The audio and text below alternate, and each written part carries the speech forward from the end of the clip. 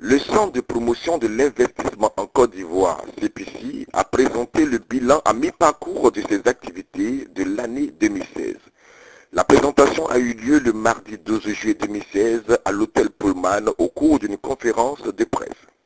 Devant les journalistes, les investisseurs agréés et les diplomates partenaires économiques de la Côte d'Ivoire, M. Essis Emmanuel, directeur général du CPC, a présenté les activités réalisées par sa structure, les résultats obtenus ainsi que les perspectives pour le second semestre 2016.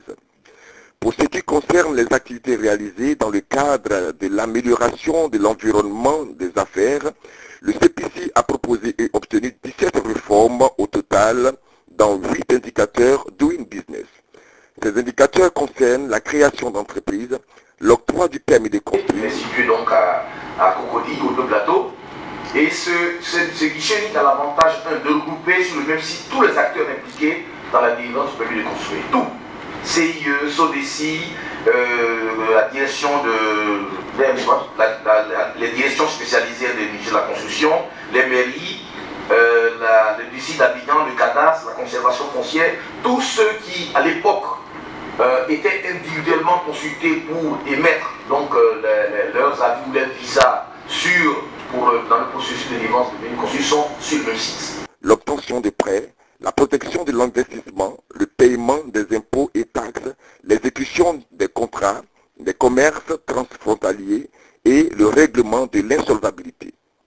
Pour M. Essis, même s'il y a encore du chemin à parcourir, la Côte d'Ivoire confirme son attractivité dans l'investissement vu les missions reçues et effectuées qui s'élèvent à 150% par rapport au premier semestre 2015.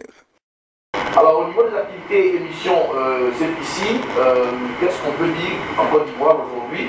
Vous voyez qu'entre les deux périodes janvier-juin 2015 et 2016, nous sommes passés en volume de missions, de structures reçues et rencontrées de 1398 à 1748 personnes, avec 18%. Donc on a un taux d'activité qui a augmenté de 20% en moyenne sur la période. Vous constatez cette petite chute de 7%, qui n'est pas grand-chose, c'est juste une mission, mais la volonté que nous avons sur la deuxième partie du quinquennat, c'est de pouvoir faire du ciblage maintenant. Donc, la première... Pour ce qui concerne les 10 lauréates du concours Startup 2014, un encadrement a permis la création de 10 entreprises cumulant un effectif global de 165 emplois. Le deuxième élément dont nous parlerons du management d'investissement concerne les startups. Nous avons engagé un programme startup en 2014, qui s'est terminé donc l'année dernière, et c'est 10 entreprises qui sont fonctionnelles, qui sont, je pense qu'il y en a, c'est ça d'ailleurs, je pense, non, c'est pas venu, c'est possible, ce sont des entreprises maintenant qui n'ont plus combien de temps, mais c'est des entreprises qui marchent aujourd'hui, à lesquelles qui ont eu l'implication WAPI, qui aujourd'hui, et ce qui est important, c'est que c'est globalement 500 emplois prévus pour ces 10 entreprises. Aujourd'hui, c'est 175 emplois qui sont créés, mais c'est des entreprises qui ont pignon sur aujourd'hui, qui ont de très, il y en a d'autres même qui ont fait de très grosses affaires, pour dire que nos jeunes aujourd'hui, les jeunes gens et les jeunes filles aujourd'hui peuvent réussir si on leur donne un encadrement pour pouvoir avancer. Dans le cadre de la promotion de l'emploi jeune, une convention de partenariat a été signée entre le CPC et la société Total. Selon le directeur général du CPC, sa structure est fortement fréquentée par les opérateurs nationaux et internationaux, ce qui a permis pour le premier semestre de l'année 2016 la création de 6664 entreprises, soit 57 entreprises par jour. Les investissements directs nationaux sont passés de 27% au premier semestre 2015 à 31% au premier semestre 2016. Le premier quinquennat, on était préoccupé par remettre la Côte d'Ivoire sur orbite, par mettre un bon clignotant sur la Côte d'Ivoire. On a fini la crise, nous sommes un pays fréquentable, nous sommes un pays où il y a des opportunités, nous sommes ceci.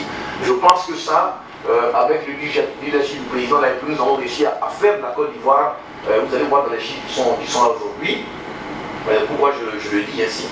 Deuxième phase, maintenant, nous allons aller chercher l'investisseur qu'il nous faut pour réussir le développement économique. Nous avons décidé d'aller à l'industrialisation dans le PMD 2016-2020 Et voilà l'industrialisation, il faut qu'on aille chercher l'investisseur. Donc aujourd'hui, on a un point plus pour recevoir des gens chez nous et aller chercher dans ce que nous avons appelé donc le ciblage de l'industrie extérieure.